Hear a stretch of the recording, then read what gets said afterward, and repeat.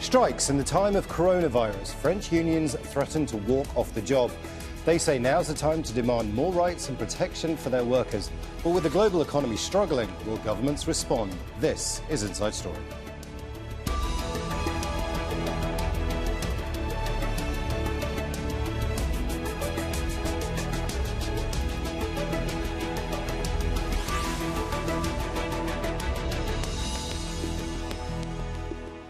Hello and welcome to the programme. I'm Imran Khan.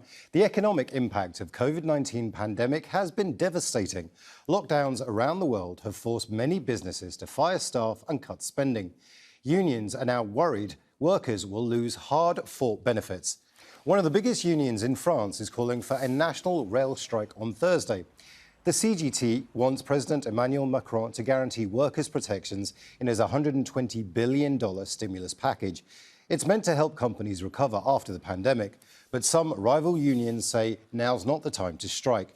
The Transport Secretary doesn't believe many people will join a planned rally in central Paris. France has banned public gatherings of more than 5,000 people.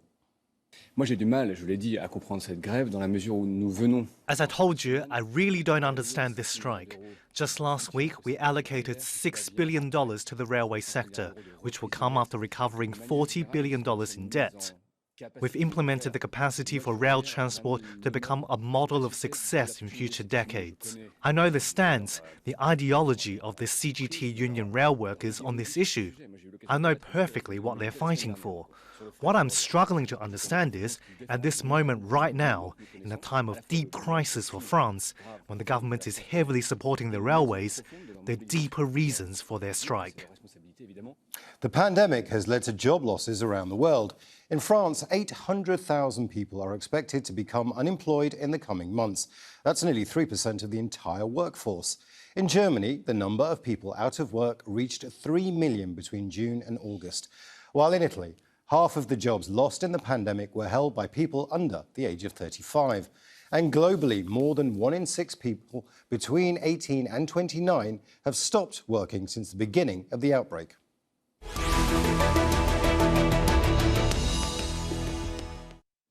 Let's bring in our panel. In London, Julian Hoes, a European policy specialist and a member of French President Emmanuel Macron's party.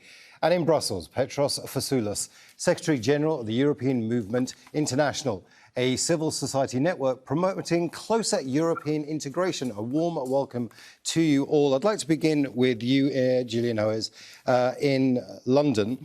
Now, the unions are saying, is an opportunity for you guys to erode workers' rights. You're deliberately eroding workers' rights, and you're actually riding roughshod over years of French law.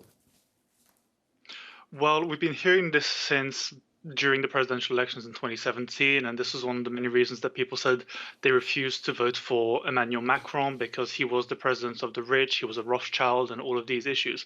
However, if we actually look at what's been happening in France, the French government has been incredibly generous in the way that it has been supporting workers during this time of crisis. Let's not forget that France was one of the pioneers of what's the furlough schemes now are, and was the most generous in what it gave, to the point that it actually shamed other governments by association, such as the British government, into applying a furlough scheme and protecting its workers in the same way as the French did. But why the CGT and CGT striking then? What's the point? Like, I mean, obviously they do have a legitimate grievances. They're worried that you're using COVID-19 as an excuse to basically get rid of a lot of people. Well, having read the call to strike on the website and the things that were published recently by the CGT, what they've been saying is from a variety of different issues. So they want to make sure that the government prioritizes increasing the level of employment, which the French government is doing to the best of its ability. Employment increased by 0.4% in August and 9.1% in July. So the French government is doing what it can. Also, the prioritization of helping the CGT to manage its services, which the French government is always doing. And again, there were criticisms about the French handling of the SNCF, whereas the French government already took on 5 billion euros worth of debt from the SNCF very recently. Let me bring in Petros Fassoulas in Brussels. Now, This is not just a French problem. This is a global problem when it comes to dealing with COVID-19 and the effect it's had on industrialization and the workplace. Is there a unified European solution to this? The European Union has adopted a plethora of measures over the past few months, but also in previous years as well, to address some of the more systemic structural problems with the European economy. But in the context of the pandemic, the health pandemic that we have been facing, there's been significant investment from the side of the EU to support people, help them keep their jobs, and assist them financially in case that is not possible. The programs that the EU is funding have supported about 40 million workers around the EU. There's been an investment in the tune of 90 billion in supporting employment over the last few months. But there's also a lot of investment going on to address the structural problems that I mentioned earlier, efforts to move to more digitalization and make Europe a player in the new digital domain that we are all experiencing, not least at the moment. And for that reason, I think it's imperative that European member states work together, because the problems our societies are facing, the economic problems that they're facing are common across the board. Digitalization, automation, artificial intelligence, all those new elements that are changing very much the nature of work can only be dealt with at the European level collectively. But when you're looking at somewhere like Italy, for example, where the vast majority of people who have been affected, Petros, have been under the age of 35, you're looking at a generation of people that may not be able to get back to the levels of earning that they had before. Is that still, is a stimulus package enough to sort a country like Italy out, for example? Again, there is a long-standing problem with youth unemployment in places like Italy, Greece, Spain, and elsewhere. And that's where I think, again, the importance of investing in structural solutions is huge. Training people, supporting entrepreneurs, helping SMEs, who are the main employers on the European continent, get through the crisis and grow. And I think that's where the really important thing when it comes to the measures that have been put in place over the last few years, and especially in the last few months. The European Union is trying to be targeted in its assistance of young people and other vulnerable economic groups that have suffered the most because of the transition, the new digital industrial revolution that we're experiencing. And the intention from the European Union is to make sure that European citizens are better equipped to go after the new jobs, but also create new jobs. Gillian Ho is in London. It's a $1.6 billion, $120 billion aid program. It's a stimulus program. $6 billion of that are actually allocated to the railway industry itself. So we are talking a massive amount of money here. What are the strings? Well, the strings are, for the time being, well, particularly in member states such as France, what is being done is now air transport services, for example, general low-cost flights, are being told that in France in particular, that they're not allowed to run flights that are less of two, well, they're not allowed to run flights on routes where there are journeys that can be taken by train by 2 hours or less, which is causing problems for certain sectors within the industry, such as the low-cost transport flights and industry and the airlines that rely on these to make a profit and run their businesses. However, for the time being, there's always going to be some sort of unforeseen consequences of many decisions. We don't know what that's going to be. Across Europe, particularly in Ursula von der Leyen, the European Commission President's speech this morning at the State of the EU, there's been a big push towards digitalization, which is going to have an impact on all these industries as well, and may make them more efficient and may make them easier to use for the average traveler, user, or company. But we're going to have to wait and see what happens. Let's now bring in Nayla, a member of the French CGT union, who joins us from Paris. Nayla, this $120 billion stimulus package, $6 billion of which are allocated to the railways. So why on earth are you going out on strike? Well, we're not complaining about the amount of money allocated. We're complaining about how this money will be used. The government announced that 100 billion will be used for employment, but in the reality, there are a lot of financial aids and and also tax incentives for companies, but there's no security to guarantee any job. So the problem is in France that we have the unemployment that increased very much after this COVID. We're talking about 22% of increase, and especially for young people under 25 years old that have an increase of 29% of employment. And at the same time, so many jobs are lost, salaries are freezed, employees lost also a lot of vacation days because it's a measure of the government until the end of the year. But in the meantime, dividends were distributed to shareholders. So we consider that companies do not take any social, ethical, and responsibility in this crisis. So what you're saying effectively, Nayla, is that the French government is actually bailing out the bosses and not the workers. Well, they're helping companies so that companies still be alive, but at the same time, they do not have any guarantee that the workers will still keep their jobs. So yes, we need to have more control, more guarantee for the jobs, which is not the case today. Julian Ho is in London. Why can't you make those guarantees? Well, myself personally, I cannot make these guarantees, but the reality of the situation is that you're a member of the every party single... that can make the guarantees, so let's course. say that.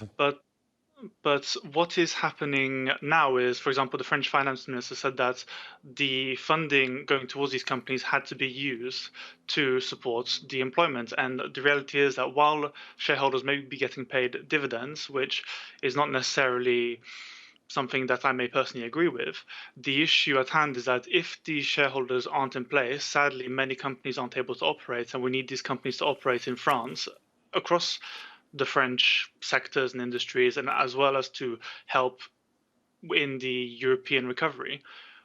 These businesses need to be kept running, because if these companies aren't kept running, then there are no jobs. And if there are no jobs, then unemployment skyrockets further. And we should really be very cognizant of the fact that, again, France had one of the most generous furlough programs in the world, emulated to some respect by the USA and the UK when they realized they couldn't do anything differently. And when we actually look at the reality of the situation, we're still not out of this crisis. So the government is doing absolutely everything that it can to ensure that all companies and industries related are being kept running, that furlough programs are being kept running for another 2 years, it was announced recently, and that temporary wage subsidies, training subsidies, and unemployment support is being kept running as well. It may not be the best for employees to have to miss out on some holiday days as a result of that, but personally, as a French citizen, I think it's a price worth paying to make sure that the country keeps running. Nayla Glaise, do you think it's a price worth paying? Well, you know, the crisis has a lot of effects on everything, on people, on employment, on the public service as well. And what was announced is, if you see it on the paper, is very optimistic and very good. But in reality, there's a lot of things missing. And don't forget, this money is our money, is the people's money. So it's the workers' money, it's our taxation. And we should have our word to say how it should be used as well. So let's start. What about the public service? During this crisis, we realized how important the public service can be, and especially in health, social security, and all the social protection, and then they realized that it's really very essential to have efficient public service.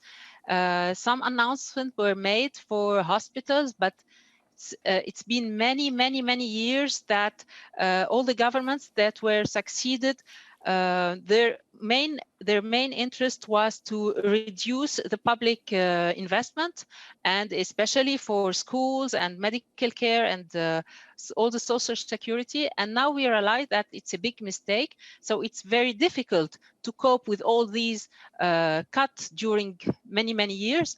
But so this is why we are saying that it's not enough. What they're doing is not enough, because even today, after the the peak of the crisis in the hospitals, they cannot take care of all the problems they have. Even today, they have a lot of people coming, and all the doctors and workers there are having a lot of overtime. So we know there are some problems. They try to do things, but yeah, it's been so many years that I've been doing the opposite of what should be done. And what they're doing now is certainly not enough. Petros Fassoulas in Brussels. On the one hand, you have Julian Hoes, who says he's very proud of the French government's response to this. He says it's something that other countries should be emulating. Then we have Nayla Glaise in Paris saying, well, actually, it's not enough. What do you think? Is this a model that other countries should follow? I think there is an inherent tension across the world, and that manifests itself in Europe too. We are seeing a complete transformation of the global economy and the European economy, and we have seen the production of big winners and equally big losers. The gaps are increasing, society is becoming more unequal, and that is generating social instability and political instability, as we've seen from the emergence of totalitarian and authoritarian movements and political parties. The imperative here is to work together to find a new compromise, a new consensus for the new economy that the 21st century has ushered before us. The nature of work is changing. The way our societies are operating has dramatically shifted, and COVID has just put us in front of our responsibilities in a very stark way. Finding the balance between workers' rights and assisting businesses is very difficult indeed. But we need a much more holistic conversation and debate, one that cannot happen at the national level, one that needs to happen at the European level, together with all the partners. We are a very rich continent. We need to invest in the right things, be it digital or otherwise. We need to make sure that our environment is protected adequately, because without it, our economy will suffer without the possibility of recovery. And these are the things that need to take place, as I said, at the European level, because they affect all of us in the same way. And the quicker we find common solutions, the easier it will be to address all those individual issues that we're facing today. But Petros, what you're saying effectively is that COVID-19 has accelerated this new way of working, which was always going to come. But here, it's now in front of us right now. And we're talking about things like remote working. We're talking about the way we actually get to the office, if we go to the office, indeed, at all. What about the strikes? What about the strikes that the CGT is proposing? Is that therefore helpful or unhelpful when it comes to facing this new world? It's interesting because today the President of the European Commission, the EU's executive, made a reference to the tensions, the social tensions that we're facing, and the strike that they're generating. It's clear that people feel marginalized, they feel left behind, they're angry, and they're trying to find a way to voice that feeling. Be it through demonstrations, joining movements, voting for extreme parties. And I think it's important that we listen to this. Our policymakers, first and foremost, are elected politicians at the national and the European level, because the sense of frustration felt across society and across Europe is real, and it's not going to go away just by wishing so. So yes, people who are demonstrating, people who are voting for extreme parties, people who are taking to the streets, have legitimate concerns that policymakers need to listen to and act upon them. I am encouraged because from what I see here in Brussels, from policymakers at the European level, but also national policymakers, I think there is a real realization that we need to change the way we run our economy.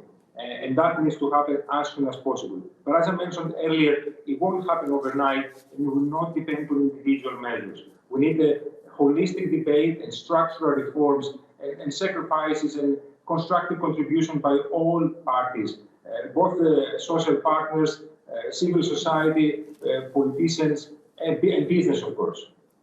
Nayla Glaise, are you behaving responsibly by calling for a strike? It's particularly, as we've just heard, there is a new challenge when it comes to the way we work and COVID-19. Yeah, well, we would prefer not to call for strike, to be honest. But the problem in France is that the social dialogue is completely broken with the government. For instance, I'll give you an example. We should be today discussing a new negotiation on telework, because most of the people, and especially my trade union, I represent professionals and managers in my trade union, and 80% of them are teleworking today. And then we asked for negotiation on telework, and there's no negotiation at all. Let's talk about the retirement reform. Our government is using this the capacity it has to block all the debates in General Assembly, block all the negotiation, and push for these laws in force using the 49.3. I don't know if you know what this, but this is a way to block all the discussions between the social partners and the government. So yeah, we would prefer not to strike. We would prefer to earn our salary as everyone, because I remind you that when you're on strike, you're not paid. But then if we have any other way to do it, we would prefer this. The problem is that our government is not is not listening to us, and there's no negotiations at all. Julian Hoers, why isn't your government listening to the people? Well, I mean, the government is listening to the people. It's why they've had multiple national conversations regarding multiple important issues. After the Gilets jaunes, beginning of the Gilets jaunes movement, Emmanuel Macron led multiple discussions with people across France, same thing regarding ecological policy. And quite honestly, the French government has done quite a lot to listen to the French people. But for example, in a move that was nakedly political because it didn't suit them, I remember when Edouard Philippe organized meetings with all union heads early last year regarding the Gilets jaunes crisis, and all of the union heads decided to walk out at one point because they weren't being given specifically what they needed to, and they refused to negotiate. Similarly, right now with the pension reforms, what's happened is that it's actually been delayed in terms of discussion because, quite honestly, the French government doesn't want to push through a reform project this way while there's a crisis happening, a crisis that may not end until next year. But then are you using the crisis to actually stop the reforms that you don't want? No, the French government still wants pension reforms, and most of us believe that French pension reforms are a positive. I mean, I've looked through the entire project of law on the pension reforms, and personally, it's something that I agree with and many other people agree with. The issue is that it's more politically expedient to pretend that the government is trying to force through things undemocratically because it's easier to rally people to what I think are incredibly irresponsible protests. For example, just yesterday, 7,852 new infections. On the 12th of September, it was 10,561. We're about to be in a situation where the economy may have to go into lockdown yet again if things can't get under control. And the problem is that when that happens, then there will be even greater issues with employability, financing, and the like. And I would just like to go back again to what was being said about the not enough being done for the public services. Let's not forget that France gave health workers a pay rise worth 9 billion euros in total, each receiving around 183 euros. And that this was done according to the manifesto that was put forward in 2017, and that this was done following decades of neglect of health services and public services by both right-wing and left-wing parties. So we are running out of time. We are running out of time, and I do want to come to Petros Fassoulas. Julian paints a very rosy picture of what's happened in France, suggesting that actually it's a model worth emulating. However, there are a number of different countries that are using COVID-19 as a way to crack down and erode workers' rights. Is that concerning you? Certainly, and I think the European Union is built on the premise of social compromise, the one that protects the rights of workers. The EU has recently adopted a sway of legislation, put together an authority to overlook the labour markets and oversee any kind of infringements in that regard. And I think in Europe we are we're proud of fashioning some of the more advanced social protections, and we should make sure that that remains the case in the future. We're not going to improve our competitiveness by reducing our rights. In fact, what we need to do is train our workers, upskill them, make sure that they are more efficient and more effective. We give them the tools, digital or otherwise, to perform their roles even better. And as far as I can tell, at least at the European level, there is no appetite to reduce the social protections that are currently enjoyed by workers across the continent. I want to thank all our guests, Julian Hoes, Nayla Glaise and Petros Fassoulas. And thank you too for watching. You can see the programme again anytime by visiting our website, aljazeera.com. And for further discussion, go to our Facebook page. That's facebook.com/AJ Inside Story. And you can also join the conversation on Twitter. We are at AJ Inside Story. From me, Imran Khan, and the entire team here in Doha, bye for now.